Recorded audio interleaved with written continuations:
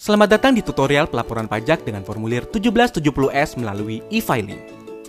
Tutorial ini berlaku untuk Anda yang merupakan karyawan berpenghasilan di atas 60 juta per tahun. Hal yang pertama kali Anda harus siapkan adalah bukti potong yang Anda peroleh dari perusahaan tempat Anda bekerja. Anda dapat menggunakan perangkat baik laptop, tab, atau smartphone yang terkoneksi dengan internet. Pertama, buka situs www.pajak.go.id lalu tekan login. Setelah itu, isikan nomor pokok wajib pajak dan password, serta kode keamanan dan klik login. Anda akan diarahkan ke dashboard layanan digital perpajakan. Klik pada tab Lapor, klik pada ikon e-filing, kemudian klik Buat SPT. Anda akan diberikan beberapa pertanyaan terkait dengan status Anda. Anda dapat mengisi melalui formulir, panduan, atau upload SPT. Pada tutorial ini, kita akan menjelaskan pengisian SPT 1770S menggunakan formulir. Maka, pilih opsi dengan bentuk formulir. Tekan tombol SPT 1770S dengan formulir. Tahapan pertama dalam pengisian SPT adalah isi data formulir. Isi tahun pajak, isi status SPT normal.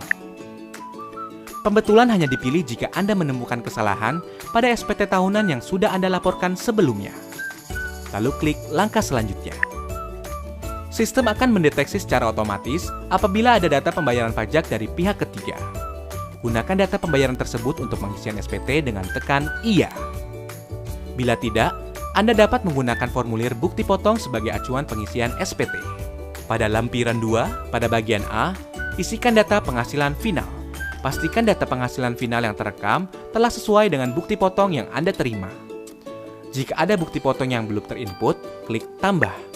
Pilih sumber penghasilan, isikan nilai penghasilan bruto dan PPh terutang. Anda juga dapat mengubah atau menghapus data yang Anda rekam bila terjadi kesalahan. Pada bagian B, isikan daftar harta yang Anda miliki pada akhir tahun. Data harta yang telah Anda input pada tahun sebelumnya dapat Anda tampilkan kembali melalui menu Harta pada SPT tahun lalu dan lakukan penyesuaian. Jika Anda ingin menambahkan data harta lainnya, klik Tambah.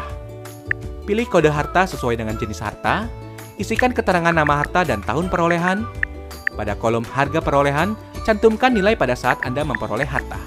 Ingat, saat memperoleh harta. Isikan deskripsi lebih lanjut pada kolom keterangan. Pada bagian C, isikan daftar utang pada akhir tahun. Data utang yang telah Anda input pada tahun sebelumnya dapat Anda tampilkan kembali melalui menu utang pada SPT tahun lalu dan lakukan penyesuaian. Jika Anda ingin menambahkan data utang lainnya, klik Tambah. Pilih kode utang sesuai dengan jenis utang, nama pemberi pinjaman, alamat pemberi pinjaman, tahun pinjaman, dan jumlah utang yang tersisa pada akhir tahun. Klik Lanjut. Pada bagian D, isikan daftar susunan anggota keluarga sesuai dengan kondisi pada awal tahun pajak SPT yang Anda laporkan. Klik langkah berikutnya. Pada lampiran 1, bagian A, isikan penghasilan bersih yang diperoleh dari dalam negeri yang bukan final antara lain bunga, royalti, sewa, penghargaan dan hadiah, keuntungan dari penjualan atau pengalihan harta, penghasilan lainnya. Pada bagian B, isikan penghasilan yang tidak termasuk objek pajak sesuai dengan pasal 4 ayat 3 Undang-Undang Pajak Penghasilan. Pada bagian C, isikan daftar pemotongan atau pemungutan pajak dari bukti potong yang telah Anda terima. Isikan jenis pajak, NPWP pemotong pajak yang valid, nomor bukti pemotongan atau pemungutan, tanggal bukti pemotongan atau pemungutan, dan jumlah PPh yang dipotong atau dipungut. Klik langkah berikutnya. Pada induk SPT, isikan data identitas berupa status perkawinan, status kewajiban pajak suami atau istri, dan NPWP suami atau istri jika diperlukan. Pada bagian A, poin 1, isikan penghasilan neto dalam negeri sesuai dengan bukti potong yang Anda terima. Poin 2 akan otomatis terisi dari data yang telah Anda isikan pada lampiran sebelumnya. Pada poin 3, isikan penghasilan neto luar negeri. Pada poin 4, penghasilan neto akan dijumlahkan secara otomatis. Pada poin 5, isikan jumlah zakat yang Anda bayarkan kepada lembaga zakat yang telah disahkan oleh pemerintah. Poin 6 akan terisi otomatis. Pada bagian B, pilih status perkawinan dan isikan jumlah tanggungan sesuai dengan bukti foto. Maka, nilai penghasilan tidak kena pajak akan terisi secara otomatis. Bagian C hanya perlu diperhatikan bagi Anda yang memperoleh penghasilan dari luar negeri, dengan cara membaca ketentuan yang tertera pada petunjuk bagian C10. Bagian D poin 14 hanya perlu diisi apabila Anda pernah membayar angsuran PPh pasal 25. Lanjut ke bagian E. Anda akan mengetahui status SPT Anda apakah nihil, kurang bayar, atau lebih bayar. Jika SPT Anda nihil, Anda dapat melanjutkan pengisian pada poin F. Jika SPT Anda kurang bayar, Anda akan diberikan pertanyaan lanjutan. Jika Anda belum membayar, pilih belum dan Anda akan diarahkan untuk membuat e-billing terlebih dahulu.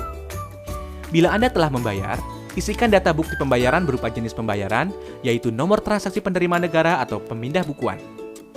Isikan kode NTPN atau pemindah bukuan Anda, lalu isi tanggal dan jumlah pembayaran. Jika SPT Anda lebih bayar, silakan unggah dokumen pendukung berupa bukti pemotongan pajak dari perusahaan atau bukti pembayaran lainnya. Pada poin F, hanya dikhususkan bagi Anda yang secara rutin memiliki status SPT kurang bayar. Lanjut ke pernyataan. Centang pernyataan setuju bila Anda yakin bahwa data yang Anda isikan sudah benar. Langkah terakhir adalah ambil kode verifikasi. Secara otomatis kode verifikasi akan dikirimkan melalui email Anda. Salin kode tersebut pada kolom yang disediakan, klik kirim SPT, maka SPT Anda akan terekam pada sistem DJP.